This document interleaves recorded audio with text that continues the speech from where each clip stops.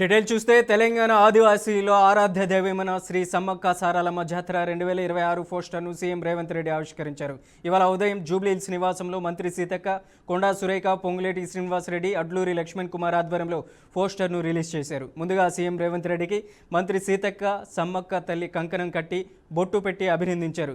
అనంతరం మేడారమ్మ మహాజాతర 2026 పోస్టర్ను రిలీజ్ చేశారు.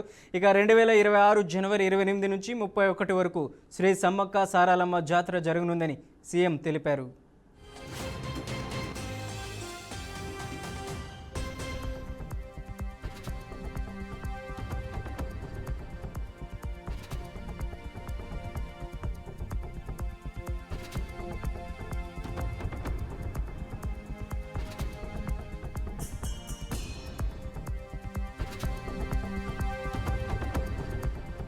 రాష్ట్రంలోని కాంగ్రెస్ ప్రభుత్వంపై బీఆర్ఎస్ అధినేత మాజీ సీఎం కేసీఆర్ రెచ్చిపోయారు. తెలంగాణకు అన్యాయం జరుగుతుంటే చూస్తూ ఊరుకోనని కీలక వ్యాఖ్యలు చేశారు. తెలంగాణ తెచ్చిన పార్టీగా ప్రధాన ప్రతిపక్షంగా మా బాధ్యతను మేము తప్పకుండా నిర్వర్తిస్తామని కేసీఆర్ అన్నారు. ముఖ్యంగా నీటి ప్రాజెక్టుల అంశంపై దుమ్మెత్తిపోశారు. 2 ఏళ్ల నుంచి మౌనంగా ఉన్నానని, రేపటి నుంచి తోలు తీస్తానని గులాబీ బాస్ హాట్ కామెంట్స్ చేశారు. అప్పర్ కృష్ణా ప్రాజెక్టు, భీమా ప్రాజెక్టు, తుంగభద్ర ఎడమ కాలువ ప్రాజెక్టు, దాని ద్వారా ఆనాటికి అన్ని ఫైల్స్ ఉన్నాయి, రికార్డ్స్ ఉన్నాయి. ఏదో ఒకటి స్టోరీ కాదు. 174 టీఎంసీ నీళ్ళు పాలమూరు రంగారెడ్డి జిల్లాకు రావాల్సి ఉండే. పాలమూరు జిల్లాకు ఆనాటి ప్రతిపాదిత ప్రాజెక్టుల ప్రకారం రావాల్సి ఉండే. ఆంధ్రప్రదేశే ఏర్పాటే తెలంగాణ పాలిట పెనుశాపం. కొంతమందికి నచ్చదు, కానీ పెనుశాపంగా పరిణమించింది ఆంధ్రప్రదేశ్ రాష్ట్ర ఏర్పాటు. మొత్తం తెలంగాణకు, అందులో మోర్ స్పెసిఫికల్లీ మహబూబ్ నగర్ జిల్లాకు జరిగినటువంటి తీవ్రమైనటువంటి అన్యాయం. ఎస్ఆర్సి యాక్ట్ అంటే స్టేట్ రీఆర్గనైజేషన్ యాక్టు స్పష్టంగా చెప్తుంది, ప్రతిపాదించబడి ఆల్రెడీ శాంక్షన్ అయ్యి జరుగుతుండే ప్రాజెక్టులు, కంటెంప్లేట్ చేసి ఉన్న ప్రాజెక్టులు, వాటిని మార్చకూడదు, అవి కొనసాగించాలి. ఆ చట్టం ఉండగా కూడా వాటి అన్నిటిని కాదని వీటిని మొత్తం అబాండన్ చేసి పడేసిండ్రు. ఇంకా విషాదం ఏంటంటే, అప్పుడు ముఖ్యమంత్రి ఉన్న చంద్రబాబు నాయుడు ఆయన మహబూబ్నగర్ జిల్లాని దత్తత తీసుకున్నాడు. ఆయన దత్తతలో ఉండే నేను అడాప్ట్ చేసుకుంటున్నా ఈ కరువు జిల్లా, దీన్ని అది చేస్తా, ఇది చేస్తా, పొడి చేస్తా అని మాటలు చెప్పి ఇష్టం వచ్చినన్ని పునాదిరాలు వేసిండు. కలువ కుర్తి, మన్ను, మశాను, రకరకాల పునాదిరాలు వేసుకుంటూ పోయిండు. ఉద్యమ సందర్భంగా నేను చేసే ఉపన్యాసాలలో నేను మాట్లాడేది, ఈ పునాదిరాలన్నీ ఎందుకు మనకు పట్క ఏడుస్తానికా, చూస్తానికా, ఏం లాభము, ఈ రాళ్ళని కృష్ణానదిలో అడ్డమేస్తూ చెక్కడామని అయితే ఎదురా భయం అనేది. నవ్వేది జనం, సప్పట్లు కొట్టేది.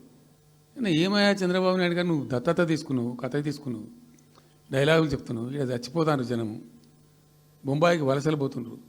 ఇటువంటి పరిస్థితులలో కూడా కర్ణాటకకు డబ్బులు కట్టడానికి డబ్బులు లేవా? ఇదేనా సమైక్య రాష్ట్రంలో సమగ్ర అభివృద్ధి అంటే? బట్టిగా బ్యారేజ్ ఆ గోడలకు కట్టిన విడిచిపెట్టేది చూసి తమాషా పడన్నా అని చాలా తీవ్రమైన విమర్శలు చేశాను. మోకాళ్ళ మీద పరిగెత్తి కట్టిండి చంద్రబాబు నాయుడు. అప్పుడు ఆ కర్ణాటక చెల్లించాల్సిన కంపెన్సేషన్ ఏదైతుందో మోకాళ్ళ మీద ఉరికి నా దాడి తట్టుకోలేక కంటిన్యూగా పెట్టినాం. దాని తర్వాత చంద్రబాబు నాయుడు పార్టీకి సంబంధించిన ఎమ్మెల్యేనే ఆర్డీఎస్ దగ్గర బాంబులు పెట్టి పేల్చేయడం, అది మీ అందరికీ కూడా తెలుసు. బాంబులు పెట్టి పేల్చడం 2 సార్లు 3 సార్లు పేల్చారు. ఇక కేంద్ర ప్రభుత్వంతో తమాషా, బీజేపీ మొదటి నుంచి మాకు తెలంగాణకు శని అయింది. కేంద్ర ప్రభుత్వం ప్రతిదాన్ని వ్యతిరేకించడమే, ప్రతిదానిగా చంద్రబాబు ఎన్డీఏలో చేరడం, ఆయన మాటలు పట్టుకొని వ్యతిరేకించడం, అడ్డంగా ఇష్టం వచ్చిన పద్ధతిలో. మేము బాగా కొట్టాను. మేము ఉన్న రోజులు అనేకమైనటువంటి పోరాటాలు చేసి దాన్ని అప్పటికప్పుడు సాధించుకున్నాం. అనుమతులు కానీ ఇంకోటి కానీ మొత్తం 9-10 అవసరం పడతాయి. అందులో 6 అనుమతులు ఆల్రెడీ వచ్చేసినాయి. Main environmental impact, environment assessment కమిటీది అదే మెయిన్ అసలు ప్రాజెక్టుకు లైఫ్ లైన్. దాని మొత్తం అనుమతులు వచ్చేసినాయి. దాని తర్వాత మిగిలిన అనుమతులన్నీ లాంఛనమేగా ఇచ్చేయాల్సిందే, అది ఇచ్చిందంటే. అటువంటి అతి ముఖ్యమైనటువంటి అనుమతి కూడా తెచ్చినాం, అన్నీ తెచ్చినాం. అన్నీ వచ్చిన తర్వాత కేంద్ర ప్రభుత్వం మన చంద్రబాబు నాయుడు ఎంపీలు అవసరం ఉంది కదా అక్కడ వాళ్ళకు. ఇప్పుడు ఇద్దరు ఎంపీలు అవసరం కదా, నితీష్ కుమార్, చంద్రబాబు నాయుడు. దానికోసం బీజేపీ ఎంతకైనా దిగజారుతుంది. అక్కడ ప్రభుత్వం నిలబెట్టుకోవాలి కాబట్టి ఎంతకైనా దిగజారి ఆయన మాట పట్టుకొని డిపిఆర్ను వాపసు పంపించారండి. ఇదో రాష్ట్ర ప్రభుత్వమా? అసలు ప్రభుత్వం ఉందా? నిద్రపోతున్నారా? ఇంతసేపు రియల్ ఎస్టేట్ దందా తప్ప ఇంకోటి లేదా?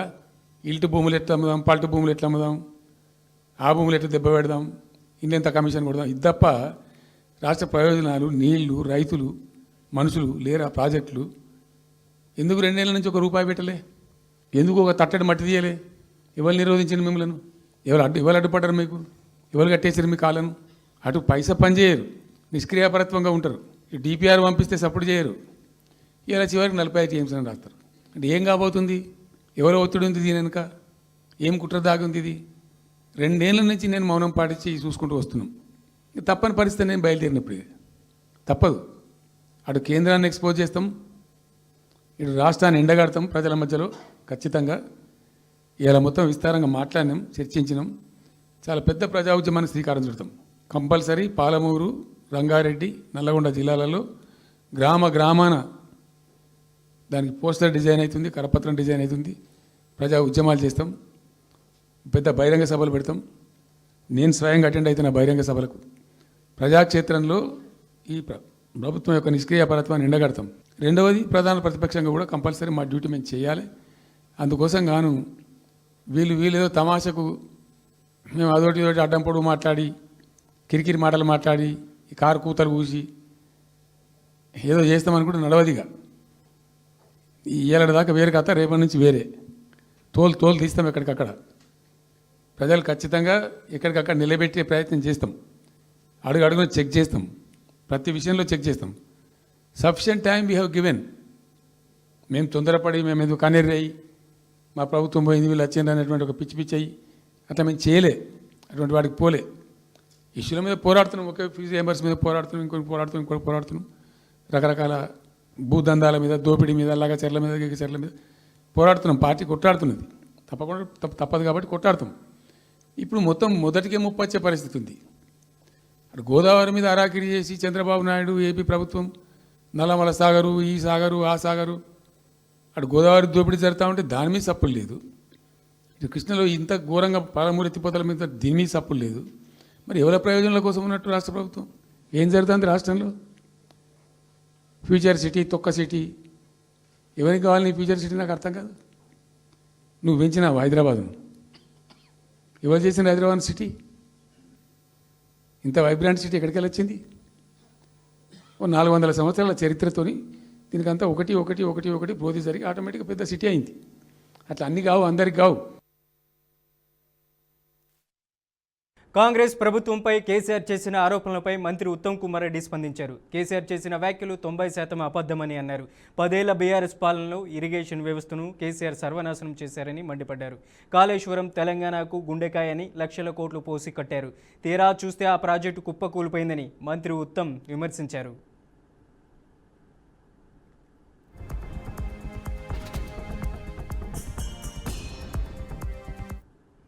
ప్రాజెక్టుకి 8,500 కోట్లు ఖర్చు పెట్టి 1 ఎకరం ఆయకట్టు ఇవ్వలే. కాళేశ్వరం ప్రాజెక్టు 1,00,000 కోట్లతో కట్టి బ్యారేజీలు కూలిపోయినాయి. మరి ఇది మీది ఇరిగేషన్ లో మీ స్టోరీ అంటే అది. ఆయన ఆ పదం వాడు స్టోరీ అని. మరి పాలమూరు రంగారెడ్డి ప్రాజెక్టు గురించి ఇంకొన్ని విషయాలు చెప్పాలి. పాలమూరు రంగారెడ్డి ప్రాజెక్టు గతంలోనే కాంగ్రెస్ పార్టీ అధికారంలో ఉన్నప్పుడే 90 టీఎంసీలకి జీవో ఇవ్వడం జరిగింది. ఆ తర్వాత జూరాల ప్రాజెక్టు కూడా కాంగ్రెస్ అధికారంలో ఉన్నప్పుడే జీవో ఇవ్వడం జరిగింది. ఏమిటి అలా 45 టీఎంసీలు మేము తగ్గించి ఉపయోగించినమాట. మేమేదో కేంద్రానికి ఒప్పుకున్నమాట, కేంద్రం ఏదో అని చేసినట్టు మేము. కేసీఆర్ గారు ఇటువంటి పచ్చి అబద్ధాలు మీరు మాట్లాడడం ఇది సరైనది కాదు. మరి తెలివిలేని ఎవడో దద్దమ్మ ఎవడో తెలంగాణ ప్రజలు నిర్ణయించాలి. నేను రాసిన 2 లేఖలు కూడా మీడియాకి రిలీజ్ చేస్తున్నా. వాళ్ళు ఏ విధంగానైతే జీవో ఇచ్చిండ్రో వాళ్ళు ఉన్నప్పుడు 45 టీఎంసీలు ఫస్ట్ ఫేజ్ గా savings in minor irrigation first phase గా ఆమోదం. మరి అదే విధంగా మరో 45 టీఎంసీలు గోదావరి వాటర్ డైవర్షన్ విషయంలో మరో 45 టీఎంసీలు 90 టీఎంసీల కోసం మేము ఎప్పుడు కూడా కేంద్రంతో కొట్లాడినాం. మీకంటే కృష్ణా నదీ జలాలు రక్షించుకోవడంలో మేము చాలా సమర్థవంతంగా ముందుకు పోయని చెప్పి మనం చేస్తున్నాం. Sitarama project. Back to news. Visakhapatnam Bheemili నియోజకవర్గంలో పిక్నిక్ పేరుతో అసాంఘిక కార్యక్రమాలు కలకలం రేపుతున్నాయి. మంగమూరిపేట రిసార్ట్స్లో పిక్నిక్ పేరుతో బహిరంగంగా జూదం నిర్వహించిన ఘటన సంచలనం రేపుతుంది. ఒక ఎమ్మెల్యే సిఫార్సుతోనే నిఘా వ్యవస్థ నిద్రపోయిందా అనే అనుమానాలు వ్యక్తమవుతున్నాయి. పోలీస్ కమిషనర్ ఆదేశాలను కూడా భీమిలి పోలీసులు పట్టించుకోవడం లేదన్న ఆరోపణలు వినిపిస్తున్నాయి. సాంఘిక కార్యకలాపాల ముసుగులో లక్షల రూపాయల పేకాట సాగిందన్న సమాచారంతో కలకలం రేగుతుంది. ఈ ఘటనపై నార్త్ సబ్ డివిజన్ పోలీసులు పనితీరుపై అడుగడుగునా విమర్శలు గుప్పమంటున్నాయి. భారీ ఎత్తున పేకాట నిర్వహించారంటూ స్థానికులు బహిరంగంగానే ఆరోపణలు చేస్తున్నారు.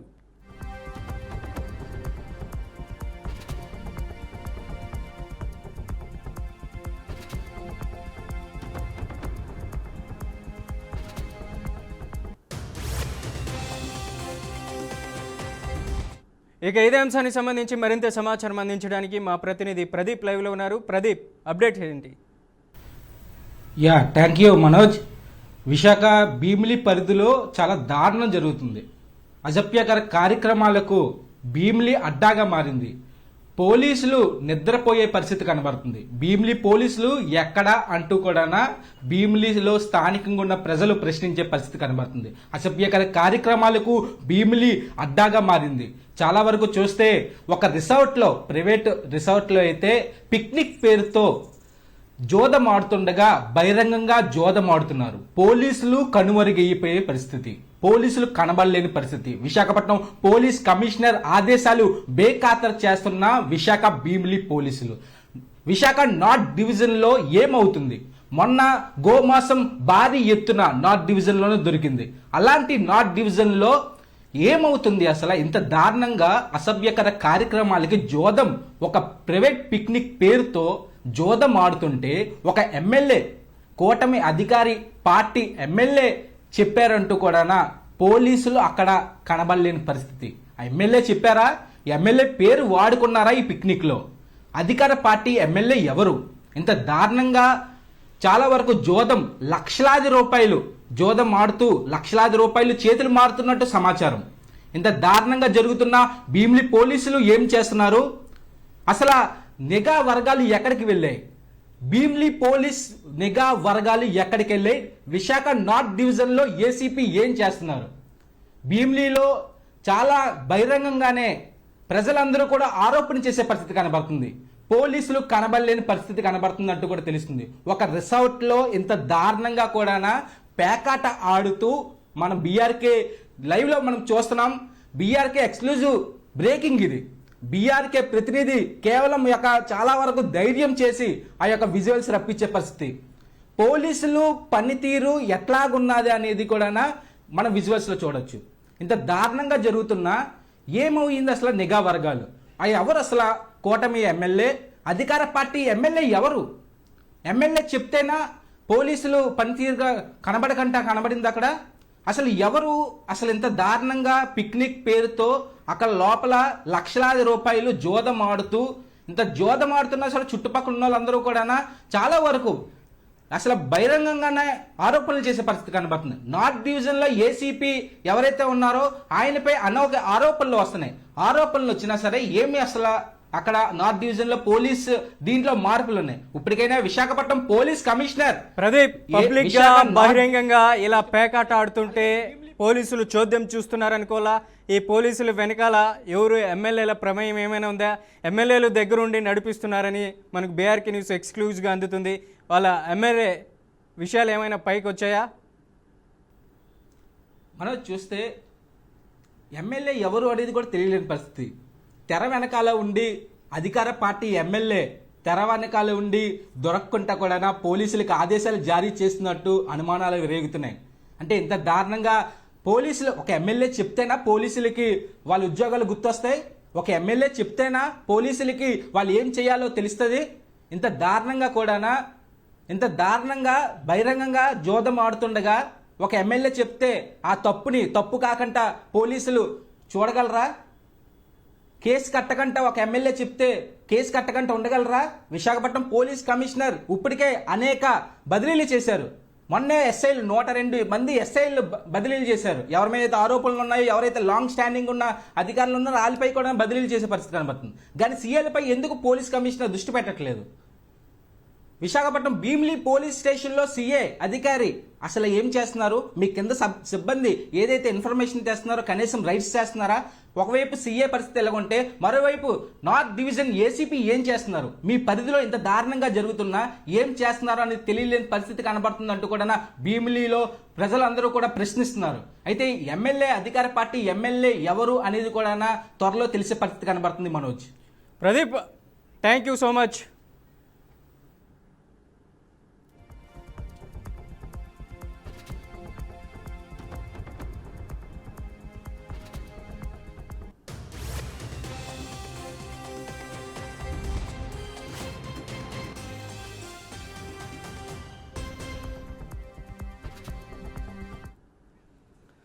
సిట్ అధికారులతో హైదరాబాద్లోని కమాండ్ కంట్రోల్ సెంటర్ వేదికగా సిపి సజ్జనార్ సమావేశమయ్యారు. ఫోన్ ట్యాపింగ్ కేసులో పూర్తి ఛార్జ్ షీట్కు ఆదేశించారు. ఫోన్ ట్యాపింగ్ కేసులో సంబంధం ఉన్న అందరినీ విచారించాలని చెప్పారు. రాజకీయ నేతలు, అధికారులు ఎవరిని వదలొద్దని అన్నారు. మరోవైపు ఇప్పటికే ఈ కేసులో తాజాగా ఏర్పాటైన ప్రత్యేక దర్యాప్తు బృందం దూకుడు పెంచింది. ప్రస్తుతం ప్రధాన నిందితుడు ప్రభాకరరావును ప్రశ్నిస్తుంది. ఫోన్ ట్యాపింగ్ ఆపరేషన్ వెనుక అసలు కుట్ర సూత్రధారి ఎవరు, ప్రభాకరరావుకి ఎవరి నుంచి ఆదేశాలు వచ్చాయి అనే కోణంలో సిట్ లోతుగా విచారణ చేస్తుంది. ఉపాధి హామీ పథకానికి గాంధీ పేరు తీయడానికి కేంద్రం కుట్ర చేస్తుందని, అందులో సీఎం చంద్రబాబుకు భాగం ఉందని ఎమ్మెల్సీ బొత్స సత్యనారాయణ ఆరోపించారు. ఉపాధి హామీపై కేంద్రాన్ని ప్రభుత్వం చంద్రబాబు ప్రశ్నించరాని నిలదీశారు. పేదలను మోసం చేయడం చంద్రబాబుకు వెన్నెతో పెట్టిన విద్య అని విమర్శించారు. ఉపాధి హామీ పథకంపై కేంద్రం చోద్యం చూస్తుందని, దీంతో పేద గ్రామీణ ప్రజలు ఇబ్బంది పడుతున్నారని తెలిపారు. రాష్ట్రంలో రాక్షస పాలన సాగుతుందని, పూర్తిగా గాడి తప్పిందని ఎమ్మెల్సీ బొత్స వెల్లడించారు. ఎందుకు ఉదాహరణకి దేశం మొత్తం మీద గ్రామీణ పనికి ఆహార ఉపాధి పథకం ఉండేది. ఇవాళ ఆ పథకం ఏమవుతుందో మరి రాష్ట్రంలో మరి రేపు ఏమవుతుందో ఎవరికి అగమ్య గోచరంగా ఉంటుంది. ఈ కూటమి ప్రభుత్వం చేస్తున్న కార్యక్రమం ఏ చంద్రబాబు నాయుడు గారు మీరు ఆ ప్రభుత్వంలో ఉన్నారు కదా, ఈ తప్పు ఈ కార్యక్రమం తీసుకోకూడదని ఎందుకు మీరు మరి కేంద్ర ప్రభుత్వాన్ని మీరు వచ్చి అడగట్లేదు? ఎందుకు మరి కేంద్ర ప్రభుత్వం మీద అది ఆ కార్యక్రమంలో పేదవాడి నష్టం జరుగుతుంది చేయకూడదని చెప్పని ఎందుకు మీరు మాట్లాడలేదు? ఎందుకంటే రాజకీయమే పరమావధి తప్ప సామాన్యుడు పేదవాడు ఏమైపోయినా వాళ్ళకి పర్వాలే. సామాన్యుడు పేదవాడు ఏమైపోయినా వాళ్ళకి పర్వాలే. వాళ్ళకి కావాల్సింది ఒక రాజకీయమే. వాళ్ళకి కావాల్సింది ఆ కుర్చీలో కూర్చున్న ఆ కుర్చీయే. కుర్చీలు కాదు ముఖ్యం. సామాన్య ప్రజానికానికి 5,000 నోట్లోకి వెళ్ళే పరిస్థితి ఎప్పుడు ఉండాలి.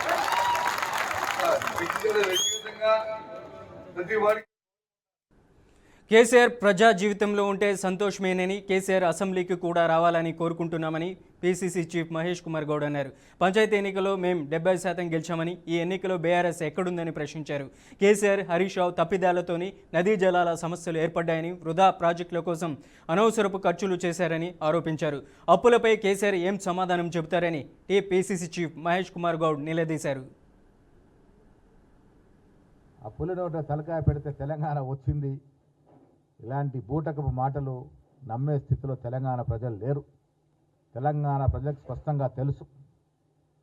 ఉద్యమం చేసింది విద్యార్థులు, యువకులు, నిరుద్యోగులు. వాళ్ళకి ఏం చేశారు మీరు 10 ఏళ్ళుగా? అంతమంది నిరుద్యోగులు ప్రాణాలు అర్పించి తెలంగాణ తెస్తే ఏ నిరుద్యోగికి మీరు ఉద్యోగాలు ఇచ్చారు? మీ ఇంటి నుండి ఉద్యోగాలు పెట్టుకున్నారు. చనిపోయిన కుటుంబాలకు ఏమి ఇచ్చారు మీరు? వాళ్ళ శవాల మీద నడిచి మీరు అధికారంలోకి వస్తే వాళ్ళకేమి ఇచ్చారు? సోనియా గాంధీ గారు తెగించి అందరినీ కాదని తెలంగాణ ఇస్తే ఒక్కరోజున స్తుతించినారా? ఒక్కరోజున ధన్యవాదాలు తెలిపినారా? ఇప్పటికైనా బుద్ధి తెచ్చుకొని ఈ దీక్షా దివస్లు మాని సోనియా గాంధీ గారి యొక్క పూలపటానికి పాలాభిషేకాలు చేయండి. ప్రాణ త్యాగం చేసినటువంటి కుటుంబం రాష్ట్రంలో ప్రతి కుటుంబం బాగుండాలని వైఎస్ జగన్ పాలన అందించారని YCP party state coordinator Sajjala Ramakrishna Reddy అన్నారు. జనం తలరాతలు మార్చే పరిపాలన అందించిన గొప్ప నాయకుల్లో వైఎస్ఆర్ తర్వాత వైఎస్ జగనే గుర్తుకొస్తారన్నారు. రాష్ట్రంలో ఏడాదిన్నర టీడీపీ పాలన చూసిన తర్వాత తాము ఏం కోల్పోయామో అనే విషయాన్ని రాష్ట్ర ప్రజలు గుర్తించారని చెప్పారు.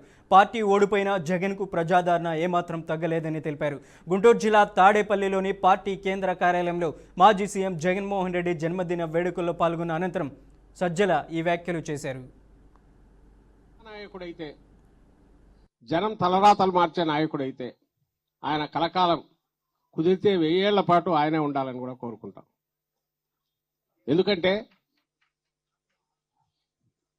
మానవ జాతి శతాబ్దాలు, సహస్రాబ్దాలు అంటే 1000 ఏళ్లలో, 1000 ఏళ్లలో నడుస్తున్నప్పుడు అంచెలంచెలుగా మహానాయకులు పుట్టుకొస్తారు. ఆ నాయకులు పుట్టుకొచ్చినట్టు ఎలా తెలుస్తుంది అంటే వాళ్ళ చర్యల ద్వారా, వాటి ప్రభావం ద్వారా తెలుస్తుంది. అట్లా నిలబడిపోయిన వాళ్లే చరిత్రలో, అలాగే పురాణ పురుషులుగా నిలబడిపోయిన వాళ్లే మనం ఈ రోజుకు తలుచుకుంటూ ఉంటాం. మనకు తెలిసిన భారతదేశ చరిత్రలో అయితే మహాత్మా గాంధీ గారిని, తెలుగుదేశం పార్టీ నేతలు, కార్యకర్తలు ఎంతో కాలంగా ఎదురు చూస్తున్న లోక్సభ నియోజకవర్గ అధ్యక్షులు, జిల్లా కమిటీల జాబితాను పార్టీ అధిష్టానం అధికారికంగా విడుదల చేసింది. మొత్తం 25 లోక్సభ నియోజకవర్గాల టీడీపీ అధ్యక్షులను నియమించడంతో పాటు పలు ప్రాంతాలకు ప్రధాన కార్యదర్శులను కూడా నియమించినట్లు పార్టీ ప్రకటించింది. జిల్లా అధ్యక్షులు బీసీ వర్గానికి చెందిన వారు 8 మంది, మైనార్టీ నుంచి 1, ఓసీ నుంచి 11 మంది, ఎస్సీ నుంచి 4, ఎస్టీ నుంచి 1 ఉన్నారు. పార్టీ సమతుల్య ప్రాతినిధ్యానికి ప్రాధాన్యం ఇచ్చినట్లు నాయకులు స్పష్టం చేశారు. మావోయిస్టు పార్టీ సిద్ధాంతాలను ప్రచారం చేశారన్న ఆరోపణలతో సామాజిక కార్యకర్త గాదే ఎన్నయ్యను అరెస్ట్ చేశారు. ఆయన్ను నాంపల్లిలోని ఎన్ఐఏ కోర్టులో హాజరుపరచగా కోర్టు 14 రోజుల పాటు రిమాండ్ విధించింది. దీంతో ఆయన్ను నగరంలోని చెంచల్గూడ జైలుకు తరలించారు. కాగా ఇటీవల మరణించిన మావోయిస్టు నేత కాతా రామచంద్రారెడ్డి అలియాస్ వికల్ప్ అంత్యక్రియలకు గాదే ఎన్నయ్య హాజరయ్యారు. ఈ సందర్భంగా మావోయిస్టులకు అనుకూలంగా వ్యాఖ్యలు చేస్తూ ప్రజలను ప్రేరేపించారనే ఆరోపణలతో గాదే ఎన్నయ్యను ఇవాళ ఉదయం అరెస్ట్ చేశారు. ఉపా చట్టం కింద ఆయనపై కేసు నమోదు చేశారు. మావోయిస్టు అగ్రనేత హిడ్మా ఎన్కౌంటర్ తర్వాత గాదే ఎన్నయ్య ఛత్తీస్గఢ్కు వెళ్లారు. హిడ్మా తల్లిని కలిశారు. ఈ సమయంలోనే కేంద్ర హోంశాఖ మంత్రి అమిత్ షాకు కూడా వ్యతిరేకంగా మాట్లాడారు. అమిత్ షా తీరును తప్పుబట్టారు. ఈ నేపథ్యంలోనే ఆయనపై ఎన్ఐఏ ఫోకస్ పెట్టింది. ఇప్పటికే చాలాసార్లు నోటీసులు పంపింది. తాజాగా మావోయిస్టులతో సంబంధాలు ఉన్నాయన్న ఆరోపణలతో అరెస్టు చేసింది.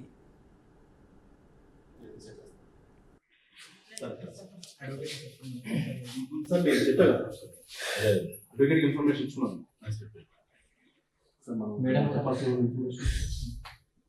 చెప్పాను పిల్లలు వాళ్ళందరూ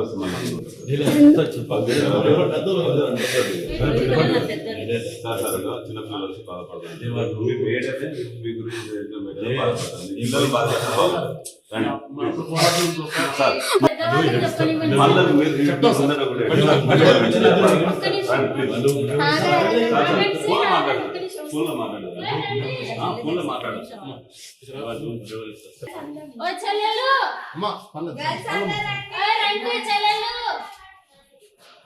సార్ మీకు మేము టైం ఇచ్చాం.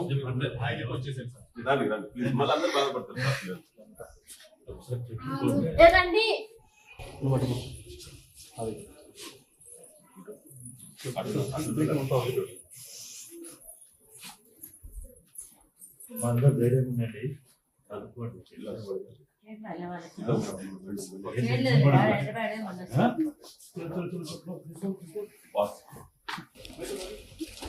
చెప్పిన అందరికి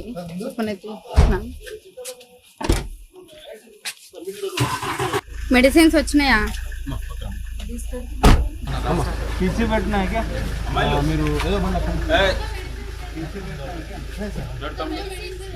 ఏది పౌచ్ ఏది ఇయ్యండి మరి.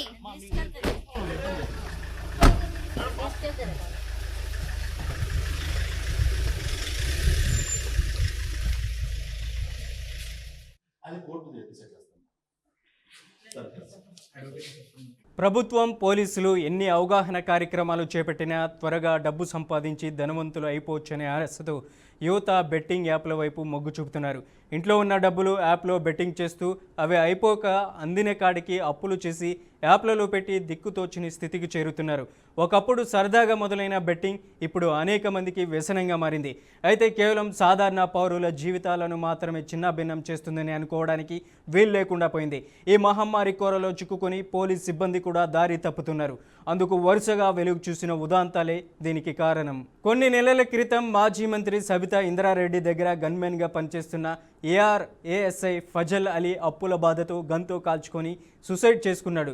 కొన్ని ప్రైవేట్ యాప్లలో లోన్ తీసుకొని చెల్లించినా మళ్ళీ కట్టాలని వేధించడంతో సూసైడ్ చేసుకున్నాడు. గత కొన్ని రోజులు అంబర్పేటకు చెందిన ఓ ఎస్ఐ కూడా అప్పులు కట్టలేక రికవరీ చేసిన బంగారాన్ని తాకట్టు పెట్టి కటకటాల పాలయ్యాడు. అలాగే ఆ మధ్య సంగారెడ్డి టౌన్ పోలీస్ స్టేషన్లో పనిచేసిన ఓ కానిస్టేబుల్ పిస్టల్తో కాల్చుకొని ఆత్మహత్య చేసుకోవడం వెనుక ఈ భూతమే ఉందనే ప్రచారం నడిచింది. ఇక తాజాగా హైడ్రా కమిషనర్ సివి రంగనాథ్ దగ్గర గన్మెన్గా పనిచేస్తున్న కానిస్టేబుల్ బెట్టింగ్కు బలయ్యాడు. ఆన్లైన్ బెట్టింగ్తో అప్పుల పాలై సర్వం కోల్పోయి కృష్ణ చైతన్య ఆత్మహత్యకు ప్రయత్నించాడని హైడ్రా కమిషనర్ రంగనాథ్ స్వయంగా ఓ స్టేట్మెంట్ ఇచ్చారు. నగరంలోని ఉప్పలలో ఫిలిం నగర్ పిఎస్లో పనిచేసే ఓ యువ కానిస్టేబుల్ ఆన్లైన్ బెట్టింగ్లో ఉన్న ఇంటిని అమ్మేసుకొని విధులకు దూరంగా ఉంటూ వస్తూ చివరకు ఒత్తిళ్ల నడుమ మానసికంగా కుంగిపోయి బలవన్మరణానికి పాల్పడ్డారని తెలుస్తుంది. మా అబ్బాయికి ఎటువంటి సమస్యలు లేవు, మాకు ఆర్థిక ఇబ్బందులు లేవు, ఫ్యామిలీ గొడవలు లేవు, మాకు ఎటువంటి కారణాలు లేవు, ఏం లేవు. మా అబ్బాయి ప్రశాంతంగా తిరిగి వస్తాడు. ఆపరేషన్ నడుస్తుంది. ఆపరేషన్ అయినాక దానికి కారణాలు తెలుస్తాయి. మాకు సమస్య లేనప్పుడు ఏమవుతుందని మనం చెప్పలేం కదండి. ఏమన్నా ఒకవేళ మిస్ఫైర్ అయి ఉండొచ్చేమో అని ఒక ఆశ అంతే. బుల్లెట్ మామూలుగా చెవు పక్కన తగిలిందండి. దాన్ని డాక్టర్లు చూస్తుండ్రు. మేము కూడా ఇంకా లోపల సర్జరీ నడుస్తుంది.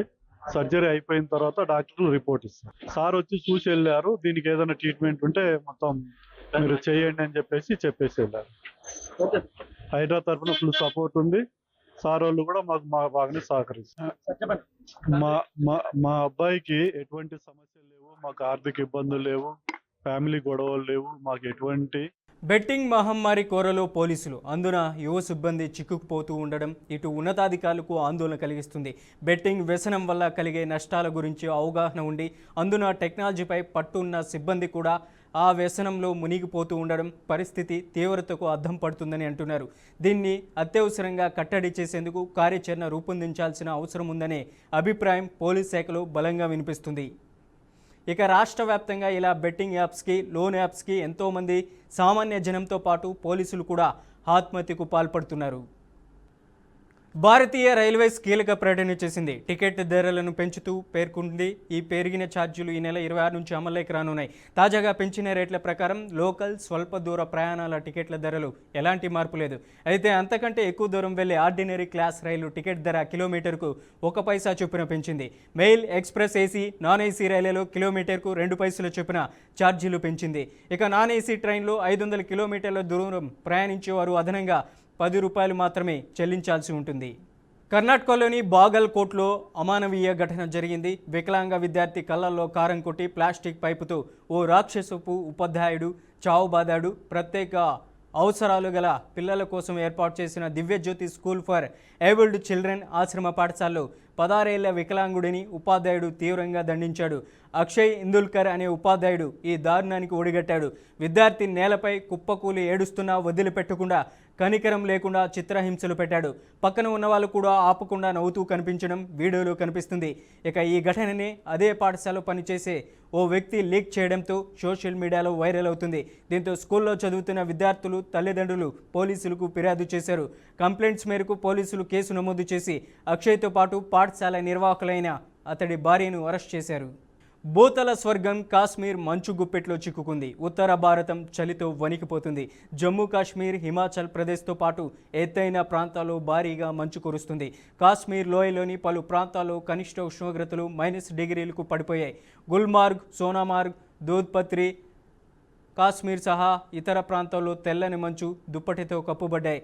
భారీ హిమపాతం వల్ల రోడ్లు బ్లాక్ అవడంతో ప్రజలతో పాటు పర్యాటకులు తీవ్ర ఇబ్బందులు ఎదుర్కొంటున్నారు. పలు చోట్ల కొండ చర్యలు విరిగిపడడంతో జమ్మూ శ్రీనగర్ జాతీయ రహదారిపై రాకపోకలు నిలిచిపోయాయి. రాబోయే రోజుల్లో మంచు తీవ్రత పెరిగే అవకాశం ఉండడంతో సీఎం ఒమర్ అబ్దుల్లా నేతృత్వంలో శీతాకాల సన్నద్ధతపై ఉన్నత స్థాయి సమీక్ష నిర్వహించారు. రోడ్డు క్లియరెన్స్, నిరంతర విద్యుత్, సాగునీటి సరఫరాపై ప్రత్యేక దృష్టి సారిస్తున్నట్లు సీఎం తెలిపారు. ఇవే బులెటిన్ విశేషాలు. మరిన్ని న్యూస్ అప్డేట్స్ కోసం చూస్తూనే ఉండండి BRK న్యూస్.